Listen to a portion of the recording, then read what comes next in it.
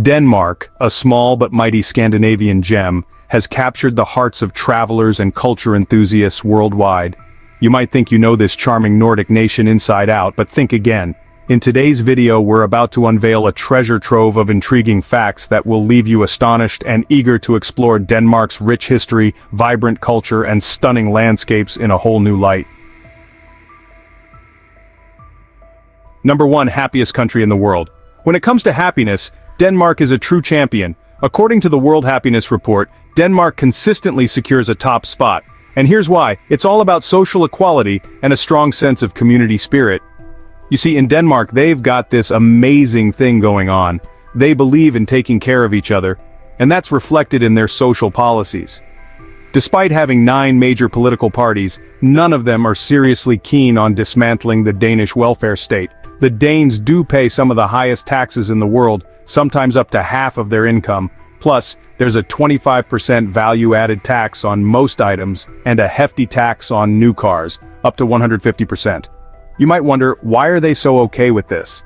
Well, it's because they see what they get in return. Most healthcare here is provided free of charge, meaning no hefty medical bills.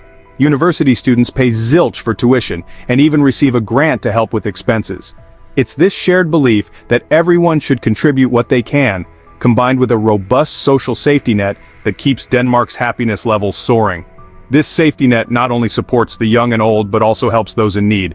Even if someone loses their job, they're supported for up to 2 years while actively looking for new opportunities. So, in Denmark, it's not just about happiness for oneself, but for everyone. It's about knowing that your contribution helps build a stronger, more connected society. Number 2, the highest mountain in Denmark. The highest mountain in Denmark is only 170.87 meters tall. Now, when we say mountain, you might conjure up images of towering peaks and snow-capped summits, right?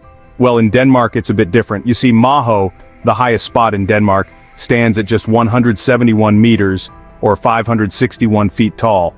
To put that into perspective, it's about half the height of the Eiffel Tower. So while it may not break any world records, it's still quite the unique feature for this coastal country. You might be wondering, why doesn't Denmark have any towering mountains like its European neighbors? Well, it all comes down to geology. Denmark is situated on what's known as the Fennoscandian Shield, or the Baltic Shield. This ancient, stable part of the Earth's crust is composed of solid, unyielding rock that hasn't seen any major tectonic action or mountain building for millions of years. Unlike regions near major plate boundaries, Denmark's location shields it from the dramatic geological shifts that lead to mountain formation. This stability in the Earth's crust is what gives Denmark its relatively flat terrain, making it a unique standout in the European landscape. Number 3, the Danish flag is the oldest state flag still in use. Did you know that Denmark's national flag is the oldest state flag still in use? That's right, it's been flying high for centuries, making it a truly remarkable symbol. Back in 1625, the iconic design we recognize today was established. Picture a striking white Scandinavian cross on a vibrant red background. It's a combination that's both bold and beautiful, isn't it? Fast forward to 1748, and that's when the square shape we're familiar with was officially adopted. This timeless design has become a source of pride for the Danish people, symbolizing their rich history and enduring spirit. In Denmark, it's affectionately known as the Dannebrog, which translates to Danish cloth. Imagine the sense of unity and identity it brings to the people of Denmark every time they see it waving in the wind.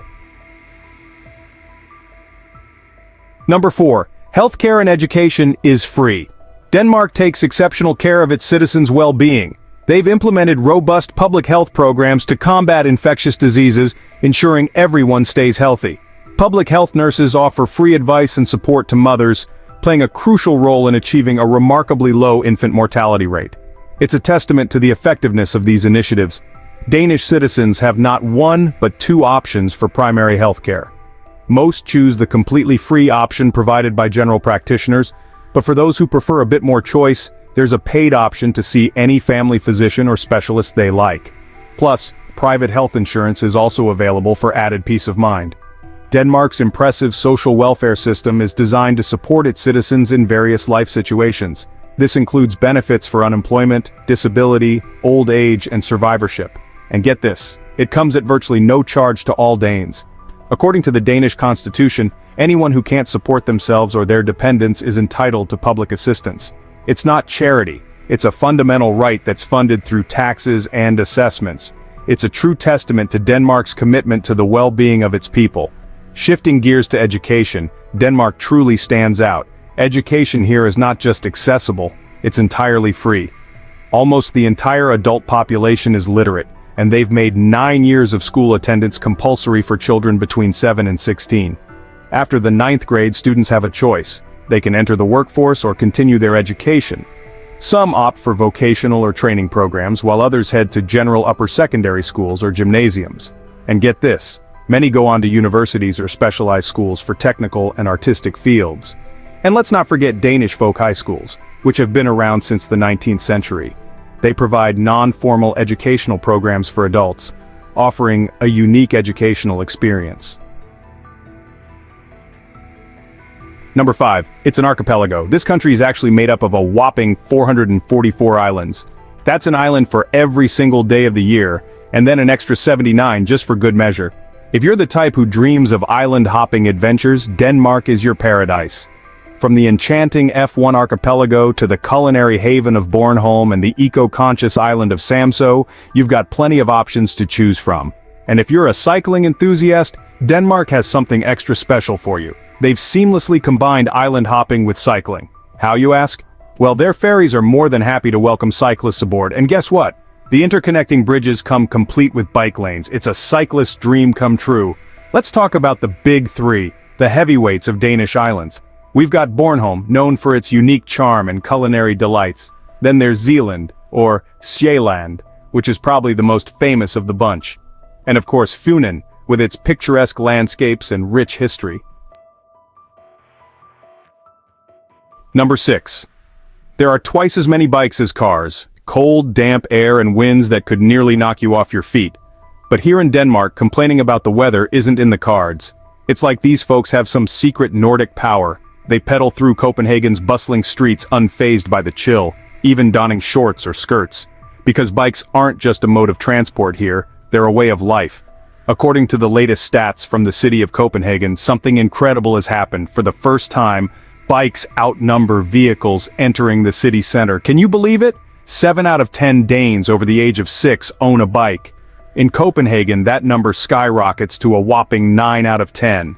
In 2020, Denmark made a bold move. They invested a staggering DKK 520 million, which is about $82 million, to boost cycling infrastructure. Now that's a serious commitment to pedal power. You might wonder why, when they could easily opt for other modes of transport. Well, most Danes are quite well off, and the weather doesn't always play nice. Yet they choose to bike or hop on public transit if need be. Only a quarter of Copenhageners even own a car. The local government and town hall have a say in this too. They've set a policy that's pretty cool. Bicycle traffic and public transport usage must never dip below 30%, and car traffic must never rise above 30%. It's all about keeping that balance just right. They've even splurged 134 million euros on bridges and overpasses designed to make biking a breeze, and it's worked like a charm. Number 7. Legos were invented in Denmark. Our story begins with a man named Ole Kirk Christensen, a Danish carpenter who faced some tough times. He lost his business and his beloved wife, leaving him with the responsibility of caring for his sons. But Ole Kirk was a resilient soul. One day he crafted a simple toy for his children, and when he saw the sheer joy it brought to their faces, he had a brilliant idea. Ole Kirk decided to switch careers and become a toy maker. Using the finest wood available, he began creating toys for a living. When it came time to name his company, he drew inspiration from the Danish phrase "leg godt," which translates to play well. And that's how the name Lego came into existence. His son, Godfred, had a vision. He believed that toys at the time were too prescriptive, lacking imagination and creativity. He wanted to change that. Godfred dreamt of a system where kids could create their own worlds where imagination could run wild, so he set out to put a system into play. This visionary thinking led to the birth of the first Lego system of play. With Lego bricks, children could build their own houses, towns, and more. The introduction of town plans even brought realism into play, teaching kids valuable lessons like traffic safety. Imagine having the world as your canvas. Soon enough, Lego's popularity skyrocketed. Danish children weren't the only lucky ones anymore. Godfred decided to share this incredible toy with the rest of the world. Lego made its way to international markets, captivating the hearts and minds of children everywhere. And that's how Lego became a global phenomenon, cherished by generations of kids. With Lego, a child's imagination knows no bounds. It can transform into anything in the world over and over again. Number 8. Denmark is a huge food exporter. Denmark can actually produce enough food to feed a whopping 30 million people. That's 6 times its own population. It's a staggering feat for a country of this size. But how do they do it? Denmark boasts advanced agricultural practices, modern technology, and a strong focus on sustainable farming. This combination allows them to achieve such remarkable food production levels. Denmark is the 5th largest food exporter in the world. Yes, you heard it right. This relatively small nation is a major player on the global food stage. Denmark doesn't just export any food, it's all about quality and innovation. Their annual exports of agricultural and agri-food products account for a whopping 20% of the country's total annual exports.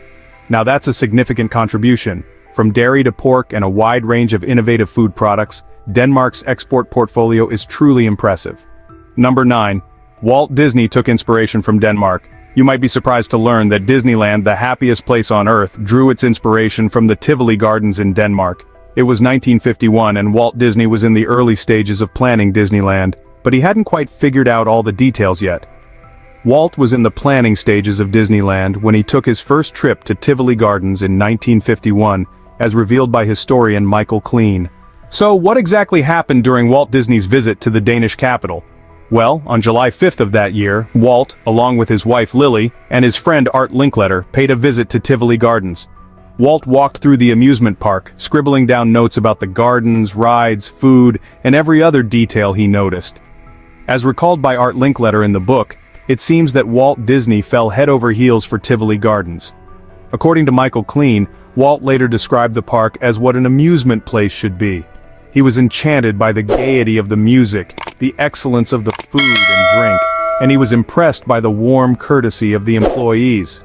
To Walt, everything combined to create a truly pleasurable experience. So what happened after this inspiring visit? Well, just 4 short years later, Disneyland opened its gates to the world, and it's no coincidence that it shares a bit of that Danish charm. Number 10, you can drink water from the tap. Did you know that in Copenhagen you can actually drink water straight from the tap? That's right. Unlike most of mainland Europe, Denmark boasts some of the cleanest and highest quality tap water in the world. It's all thanks to Denmark's rigorous enforcement of strict drinking water regulations. The country has invested heavily in state-of-the-art water treatment facilities, ensuring that the water supply meets the highest standards. This means that not only can you use this water for cooking and cleaning, but you can also take a sip right from the tap. Denmark consistently ranks among the top countries worldwide for water quality, a testament to the meticulous care taken in ensuring safe and clean drinking water for its citizens. So there you have it, folks. One of the many interesting facts about Denmark. If you enjoyed this tidbit of knowledge, be sure to hit that like button and subscribe for more intriguing facts about the world. Until next time, stay curious.